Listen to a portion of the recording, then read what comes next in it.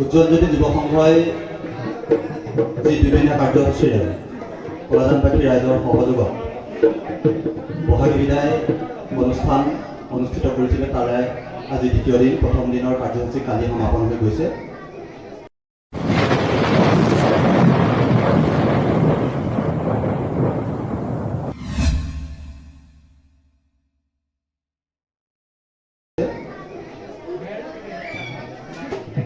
আমাৰ সন্মুখভাগত উপস্থিত থকা সন্মানীয় দৰ্শক শ্ৰোতা, কলাজানবাসী ৰাইজ, অসমৰ ৰাইজ তথা আমাৰ দেশৰ ভাৰত মাতাৰ প্ৰত্যেকজন নাগৰিক, প্ৰত্যেকেই হয়তো এটা কথা অনুধাৱন কৰিব পাৰিছে বা গম পাইছে, বৰ্তমানৰ দেশৰ যিটো পৰিস্থিতি,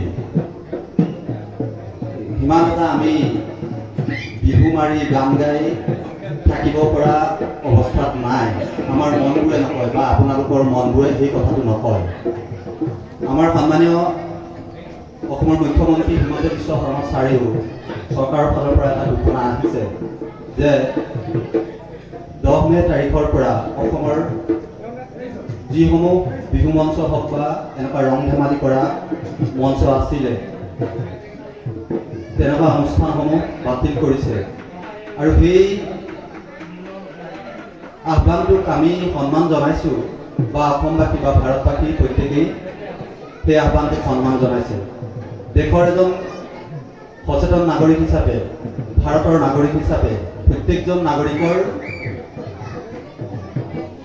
এইখিনি সময়ত আমি তেনেদৰে আগবঢ়াটোৱেই সমীচীন বুলি ভাবিছোঁ বা আপোনালোকে ভাবে।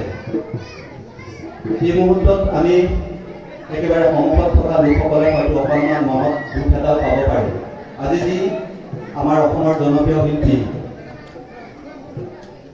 বিজয় বিশাল আৰু গৌৰী ৰাজখোৱাৰ গীতৰ অনুষ্ঠান আছিলে, তাক আমি তাৰ লগতে যি আজি ৰাতিৰ ভাগৰ সৰু বিহুতিৰ প্ৰতিযোগিতা আছিলে বা বিভিন্ন অনুষ্ঠান আছিলে, সেই অনুষ্ঠানসমূহ বাতিল কৰিবলগীয়া পৰিস্থিতি এটা উদ্ভৱ হৈছে। তাৰ বাবে আপোনালোকে দুখ অকণমান পাইছে যদিও কিন্তু দেশৰ স্বাৰ্থত, পৰিস্থিতিৰ স্বাৰ্থত বা আমাৰ দেশৰ সীমান্তত যিসকল যোৱা নাই, দেশ মাতৃৰ সেৱাৰ বাবে আগবাঢ়ি গৈছে, তেখেতসকলৰ লগত একত্ৰিত হৈ সাহস হিচাপে থিয় দিয়াৰ প্ৰত্যেকৰে কৰ্তব্য আৰু সেই দিশেৰে আমি আগবাঢ়িব বিচাৰিছোঁ।